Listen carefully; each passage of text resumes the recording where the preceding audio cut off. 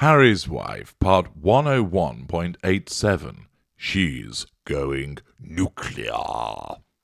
Hello, I'm H.G. Tudor. Well, we have somebody telling us that she with Harry is on a mission of self-destruction, and somebody else now telling us that she's about to go nuclear. Well, as ever, you can make your own mind up about the veracity of the news items. I merely provide you with the interpretation upon it and the analysis to help you understand narcissism more effectively. It's from Fox News, and it's Neil Sean again. Yes, for it is he, with an article that reads, Harry's wife said to go nuclear, but who's to blame? Royal expert explains. Palace aides take revenge on the difficult Duchess in a second mind-blowing book, detailing life with the Duchess of Sussex. Now, more than ever, Harry and Harry's wife are to be held up to public scrutiny. But as ever, in the world of the two ex-royals, it's not their fault. Why is this happening now? Simply, people are speaking, and don't care what they say about the one-time royals. It all centres on Harry's wife, really, because as many people know, Harry, prior to meeting Harry's wife, was a lovable oaf at times who charmed the public with antics, loved being in the army, and was seeking someone to love. If this is to be believed, Harry's wife, like a missile, according to $2 now, sought out the Duke with all the finesse that the Terminator would be proud of, making sure she had gelled up on him enough to mould herself into the perfect princess in waiting. That accurately identifies, of course, the necessity of her shape-shifting in order to put forward certain characteristics to mirror him and to utilise his need for spicy poontang, to show apparent support through cognitive empathy for his vulnerabilities, and of course to show him the door and say, "You were trapped, Harry. I will now trap you further, but not let you realise that's what's actually happening." Returning to the article, it has been an open secret here in the United Kingdom that the Duchess, then living at Kensington Palace, was difficult. She was all smiles for the camera, facade management, a role she loved even if she felt she and Harry should be paid to meet and greet the public that are, in effect, already paying for them. But she was triggered off way back in 2019 when they toured Africa. Harry's wife, you will recall, even claimed in that set-up interview with ITV and Harry's good chum, the broadcaster Tom Bradby, "Thank you for asking if I am okay, as no one has bothered until now." Pity play, flicking back tears through smudged eye makeup. This, though, was a starring role, as she had already been told the questions in advance, so no surprise she had perfected that luck. Again, the chameleon adapts itself to the situation. The stories are spilling out now, pure and simple, because before the Queen passed away, they had some kind of protection. A level of respect for the monarch who reigned over us for 70 years. Harry knew she was loved by the world, so at 96, no one wanted to upset her. Well, you're right that, Mr. Sean, but it didn't stop Harry and his wife behaving the way that they did it? Now, sadly, she has left us and left us behind, all thanks to Harry's wife and Harry, an investigation into bullying that was never made public. Now those involved feel angry and betrayed. After all, they claim it was their lives that were affected, and despite that investigation, even they do not know what the outcome was. What they claim is that their lives were a living hell, thanks to the Duchess. The optics don't look great because, as we know, this will only ignite another fire back from Harry's wife and Harry. Indeed.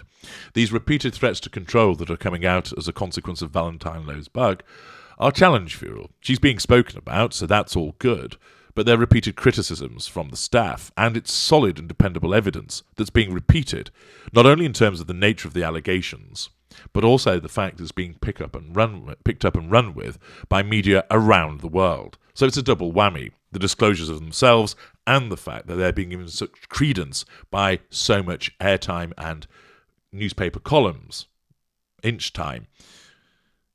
Therefore, this amounts to repeated challenge fuel that's being provided to Harry's wife, and it's rattling her again. And therefore her narcissism, in order to fight back, will cause her to need to assert control. Not necessarily directly, but it'll ignite the fury to galvanise her to perhaps claim a pity play, or more likely to lash out. Neil Sean writes, however, let me tell you this. No one believes anything Harry's wife says now after that secret wedding. The Nelson Mandela quote, the list is endless, really. And to be fair, who knows what the real truth is? Does Harry's wife know, really? Well, as she repeatedly talks about, she says her truth. And of course, that's her truth through the narcissistic prism. The payment for the royal tours is simple. In Harry's wife's mind, it made perfect sense that she was drawing a crowd and expected that crowd to see her. But back in the land of showbiz, where money is made on the back of a 30-second clip, who can blame her for thinking like that? The bigger issue is, why didn't Prince Harry explain to his new squeeze what the life of royal involves? Well, apparently he did. She famously said she was ready to hit the ground running, and boy has she. But again, the issue for Harry's wife was that she could not understand why she could not keep the expensive scented candles, designer shoes, dresses and makeup that she figured were rightly hers. Sense of entitlement, residual benefits. A source told me that Harry promised her everything as he was so frightened of losing her. That shows the impact of his emotional thinking upon him, and the fact that he really thought he got the golden ticket, which is what narcissists cause you to believe that you have. So often I'm in consultation with people who are distraught, upset, laid low, because not only of the way that they've been treated, but also the loss of someone they thought was so special, so magical, and so wonderful. And as I've explained many times, that is just an illusion that's been created by the narcissist in order to draw you in the first place. Returning to Mr. Sean, so again, is she totally to blame? I mean, here she is in the land of luxury, and suddenly it appears that the royals are as tight as a local dollar store. This can only lead to one thing. In the end, disaster, as the deals they have forged on the back of this royal connection will dry up and get bleaker and weaker, while Harry can always return to the royal fold, albeit in shame. She, sadly, will come off the worst in this. Despite millions made, she could see her dreams of world domination in tatters.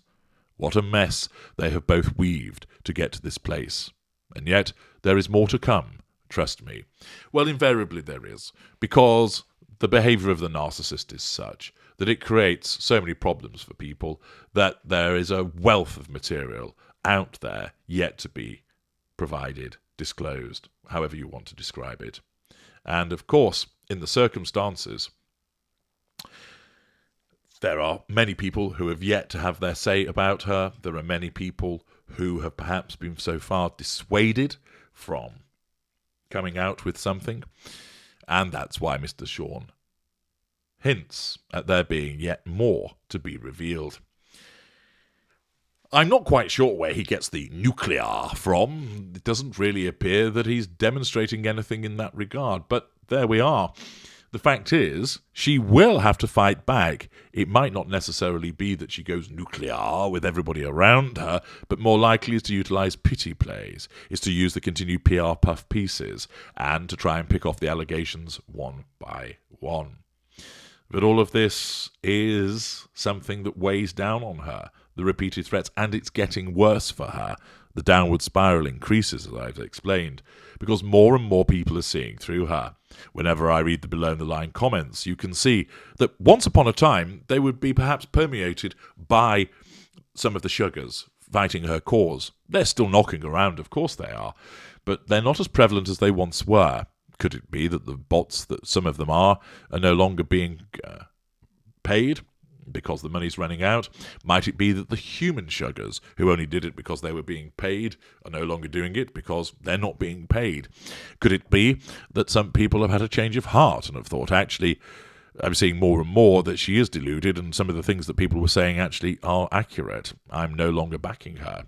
Probably a combination of the three. And that means the tide continues to turn. And that means more and more people will speak out against her. More publications will come forward, no longer feeling perhaps reluctant to do so. More people will speak out about the treatment that they've experienced. And it will grow and it will build. And she will face threat to control after threat to control after threat to control, making it all the more difficult for her. I'm H.G. Tudor. Thank you for listening.